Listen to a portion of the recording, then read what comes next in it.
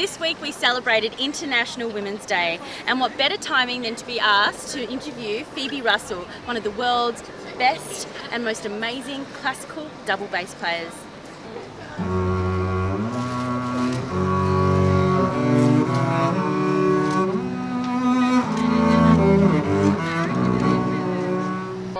It's such an exciting time in your life, you know, that there seems to be so much happening for you because you've just come back from Berlin, is that right? Yeah, I was in Berlin for the last 5 years, working and studying, and I just arrived back a few weeks ago.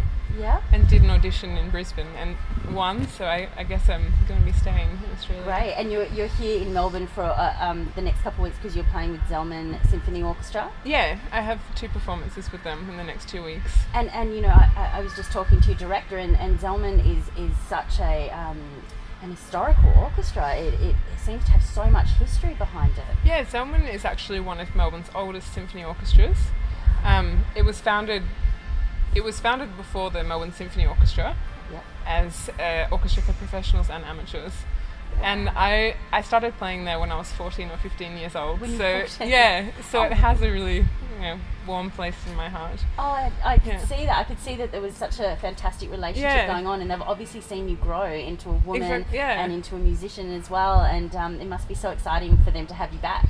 Well, it's really exciting for me to come back because I know all the faces in the orchestra. So we had rehearsal a couple of days ago, and I was playing the concerto facing the orchestra, and as you play more, you can spot all the friendly faces from before I moved to Berlin. And that actually brings me to another question, is that you have played with so many different orchestras, from Australia, Tasmania, Melbourne, Netherlands. How do they differ from one another? You know, do you walk in, is it quite different, the rehearsals, the tone of them?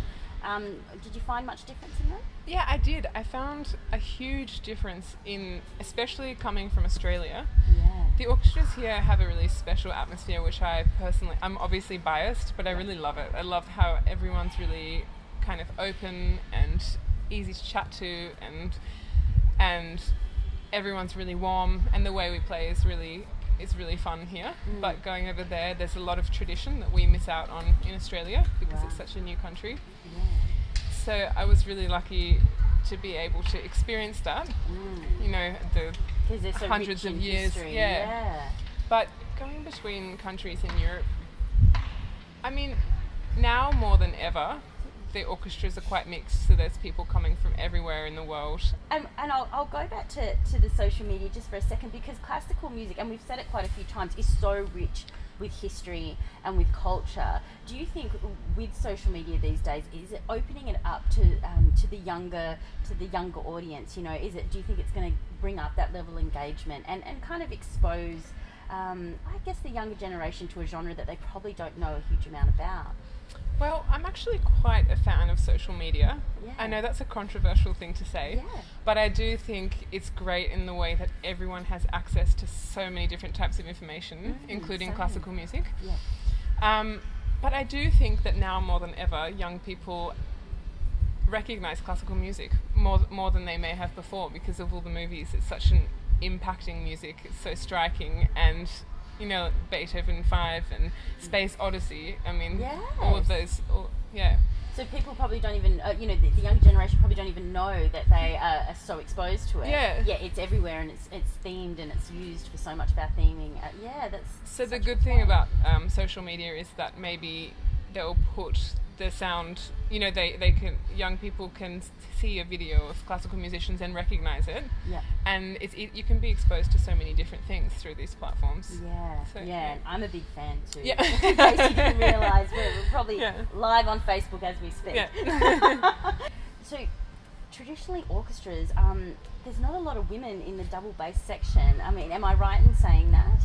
Yeah, in Australia actually I grew up with a lot of women playing the double bass, and in my youth orchestra we were mainly women, and so I never thought about it at all.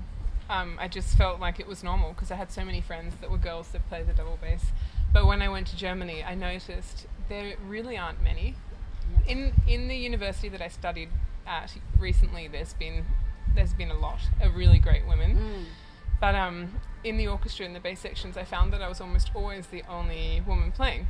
Wow. And I mean, because you were quite young when you were over there, how was that to experience, to walk into something that is, basically a man's world, walking into that? Did you feel intimidated at all, or, was it well received, or how did you combat that? I had a lot of positive, I felt a lot of positive energy usually in almost all the orchestras I played with. Yeah. But, I mean, you do notice it. It's hard not to notice, being the only girl. And, I remember one time I came into rehearsal with an orchestra, and it was the first time playing there, and I sat down, and it was a group of men, which, I mean, it's not I don't find that a problem. Obviously we feel different. And the man sitting in front of me turned around to his chair and pulled up a hair. And it was my hair. And he turned around and just stared at me, and he was like, "Is this yours?" Did you actually say that? I was like, yes. I mean, what can I say?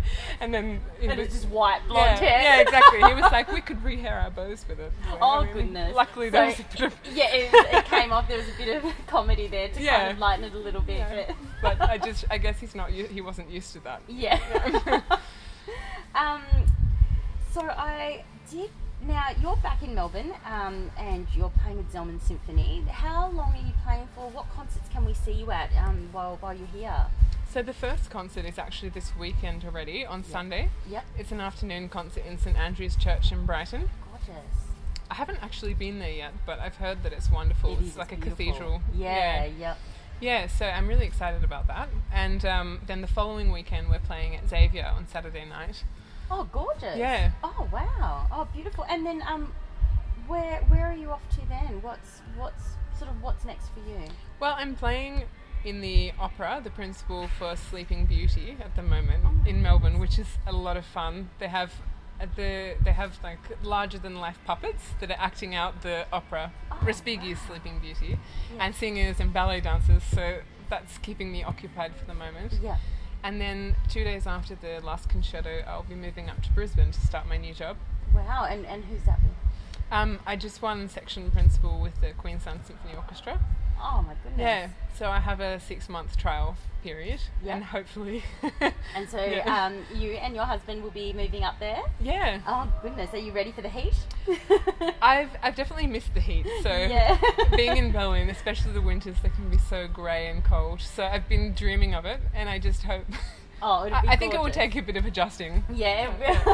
Well, at least you've had a good build up to it, because it's been really hot here. Yeah. For the people that are trying to carve out their career or focused on goals similar to what obviously you were, you obviously quite driven.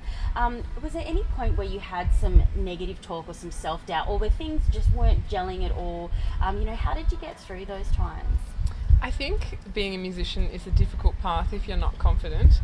And I feel like I'm a confident person, but I definitely have self-doubt, and still now. Yeah. And gosh, I'm not sure. When I was younger, I was really driven, but you always feel self-doubt. Yeah. And I think you really just have to decide that that's what you want to do. I remember when I was a teenager and I did a concert and I got so nervous and I felt so awful, and it was just so negative about that, because it's really a new thing to go out and do what you've been doing well in the practice room on stage in front of people. And what helped me was I kind of lay in bed feeling miserable, and then I said to myself, I've got to decide now, is this what I want to do? And I decided, this is what I want to do, and now I'm going to work and do everything I can just to be confident. That probably sounds really silly. No, I'm not sure. It sounds beautiful. No, exactly, because there comes that moment, and you have plenty of those moments in life as well, where you just have to go, right, it's now or never. You have to either jump or not. Because I always thought, I'm playing music, that's just what I do, and I kind of always did it. I had my first lessons on the piano when I was 2 years old, and I was a musician my whole life. Yeah. And it can be easy to just continue doing that because that's what you've always done. Yeah. And I did have a moment like that when I was about 16, and I said to myself, I had a concert coming up, and I said, I'm going to go in there and do my best, and if it doesn't go well, then that's the end, And then I went in there, and it was one of the best performances I've ever done. Wow. And I thought that was the moment I really decided that was what I wanted to do. That's fantastic. And how old were you when you decided that? maybe I think I was 15. Yeah, so right in that real teenage zone where things can go either way for you, and you just have to, I guess you're also the dedication that you put towards your craft as well, you know, even when things are not going well or there's that self-doubt, you still have that craft that you've played and practiced, and you know, you can always still fall back on that as well and know that you've put in that hard work. And I always felt like that really helped me through my younger years, because you always have this instrument which is kind of a friend. It's the same every day. Yeah. And whether you have a fight with your friends, or you have a horrible day, or you just feel bad, you can always go into your room and practice, which was really nice for me. That's really beautiful. Phoebe Russel, thank you so much. That was absolutely beautiful. You are so inspirational. You are so driven. You are so hardworking. And I mean, it's, you know, this week has seen International Women's Day, and I couldn't think of a better person to interview. So thank you so much for your time. Thank you so much for having me. And good luck.